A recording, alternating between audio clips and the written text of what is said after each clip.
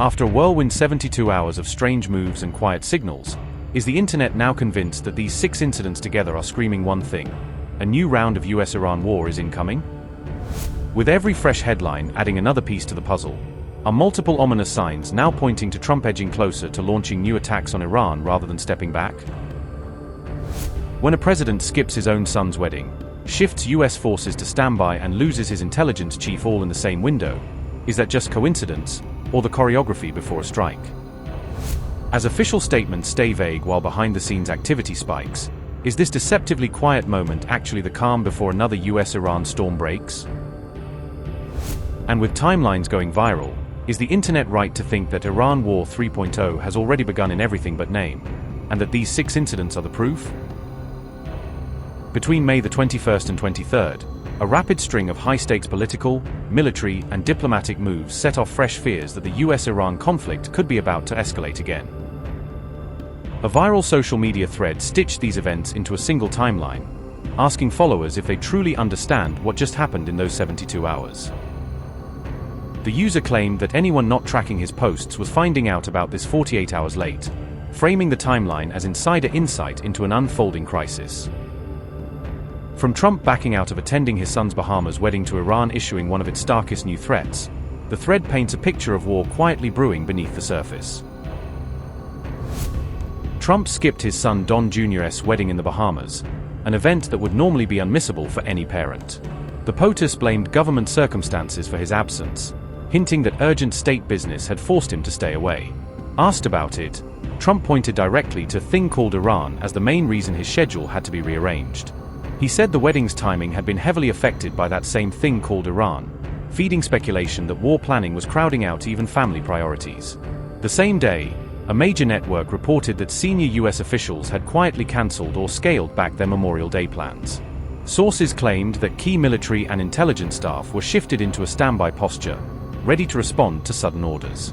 Those reports said officials had been alerted to the possibility of a new Iran strike scenario, even if no formal green light had yet been given. In another signal, some overseas recall rosters were reportedly reactivated, indicating preparations for potential rapid troop movements. At the same time, reports emerged of US troop movements and redeployments in parts of the Middle East, though details remained thin. Officially, there was still no confirmation of imminent military action, leaving observers to read the pattern from scattered signs rather than clear statements. On May 23rd, Pakistan's army chief, Field Marshal Asim Munir, arrived in Tehran for high-level talks. He met with senior Iranian leaders, including top political and parliamentary figures, to discuss the war and regional security. His visit came just as US-Iran ceasefire discussions were under strain, putting Pakistan literally in the middle of the tension. Both Qatar and Pakistan were reported to be pushing last-ditch mediation efforts, trying to keep diplomacy alive as military options resurfaced in Washington. On May 22nd, USA's Director of National Intelligence Tulsi Gabbard announced she would step down from her role. Fox News reported that her resignation was driven by her husband's diagnosis with a rare form of bone cancer. However, a Reuters report, citing unnamed sources, suggested the White House had effectively forced her out, with timing that raised eyebrows. Online, users quickly linked her departure to the rising Iran tensions, speculating that internal disagreements over the war might have played a part. By May 23rd, Iran had issued a fresh warning against what it called enemy foolishness, clearly aimed at any US move to restart full-scale war. The country also reportedly extended certain airspace restrictions, a step often associated with preparing for possible military operations or strike fears. Yet, despite all these signals, no country has officially confirmed that new strikes have begun, leaving the world to wonder if this is prelude, bluff, or a crisis that will break in days.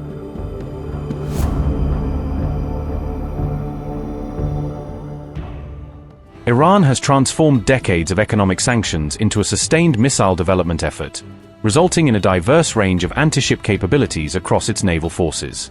Lessons drawn from the Iran-Iraq War pushed Tehran to pursue greater self-sufficiency in developing naval strike systems and reducing reliance on external suppliers. Past incidents, including damage to vessels such as the USS Samuel B. Roberts, FFG-58, demonstrated that even limited capabilities could affect advanced naval platforms. Over time, Iran has incorporated these experiences into its evolving approach toward maritime strategy involving the United States and Israel. Today, Iran operates a multi-layered network combining cruise missiles, ballistic systems, and coordinated swarm-based tactics to enhance its naval deterrence posture. Its naval defense structure is supported by a three-tier cruise missile framework designed to enable saturation-style strikes against multiple maritime targets. Short range, Nosser swarm strikes. Nosser delivers close-range naval strikes with a 35 km reach, built for intense, fast-paced engagements in tight waters. Deployed on fast attack boats and helicopters, Nosser enables rapid response strikes across multiple naval platforms. Its compact 350 kg solid fuel design ensures quick launch capability during high-tempo combat situations. Optimized for swarm tactics, dozens of boats can launch missiles simultaneously to overwhelm enemy defenses. Nosser is ideal for destroying small and medium vessels at close range through sheer volume of coordinated fire. Medium range, Noor and Qaeda coastal shield. Noor marks Iran's first indigenous cruise missile, forming the backbone of its coastal strike capability since the 1990s. Flying under 5 meters, Noor evades radar detection until the final seconds before impact. With a 120 kilometers range and 165 kilograms warhead, Noor can cripple frigates and large surface vessels. Qaeda extends strike reach to 200 to 300 kilometers, enhancing Iran's ability to engage targets deeper into the Gulf. Equipped with inertial and GPS guidance, Qaeda maintains accuracy even in electronic warfare conditions. Together, Noor and Qaeda form the primary defensive strike layer along Iran's southern coastline. Long range, Qaeda 380 breakthrough. Qaeda 380 pushes Iran's strike capability beyond 1,000 kilometers, extending threat coverage far outside the Gulf. Built to resist electronic jamming, the missile maintains effectiveness even in contested signal environments. It can be launched within minutes by a single operator, enabling rapid and flexible deployment. A unique turbojet above airframe design enhances performance and distinguishes it from earlier systems. Truck-mounted launch allows full wing deployment, ensuring quick readiness in mobile battlefield conditions. Qaeda 380 marks a major leap in Iran's long-range naval strike and deterrence capability. Medium-range workhorses, Qadi and Nazir. Qadi serves as a versatile 300 km range missile deployed across coastal batteries and naval vessels. Weighing around 770 kilograms, it carries a 165 kilograms warhead capable of engaging multiple naval targets. Nazir offers a lighter, turbojet-powered alternative, reaching speeds of up to Mach 0.8. Both missiles can launch from land and sea, enhancing operational flexibility across combat scenarios. Safar and Kawsar, lightweight but deadly. Safar delivers a 250 km strike range, specifically designed to target small and medium-sized vessels. Low-altitude flight and GPS guidance make interception extremely difficult for enemy defense systems. It can be deployed on fast attack craft, extending the reach of Iran's naval swarm tactics. Kawsar, based on Chinese TL-10 tech, features strong resistance to electronic jamming. It is optimized for combat in heavily contested electronic warfare environments. Abu Mahdi, long-range game changer. Abu Mahdi extends Iran's strike reach to 1,000 kilometers, covering the Arabian Sea and northern Indian Ocean. It carries a 400 kilograms warhead and can be launched from land, sea, or air platforms. AI-assisted flight allows dynamic path changes to evade advanced missile defense systems. Flying at ultra-low altitude, it avoids radar detection while resisting electronic interference. Iran is considered among a limited number of countries that have developed operational anti-ship ballistic missile capabilities. These ballistic systems follow high-speed trajectories, which can reduce reaction time for defensive systems and complicate interception efforts. Khalij Fars, anti-ship ballistic pioneer. Khalij Fars is Iran's first anti-ship ballistic missile, derived from the Fateh 110 platform. With a 300 km range and Mach 3 to 4 speed, it delivers devastating kinetic strikes on naval targets. It successfully hits a moving 60-meter vessel in tests, proving high-precision targeting capability. The missile uses optical guidance by day and infrared tracking of ship heat signatures. It is designed for direct hit accuracy with near-zero error in terminal phase.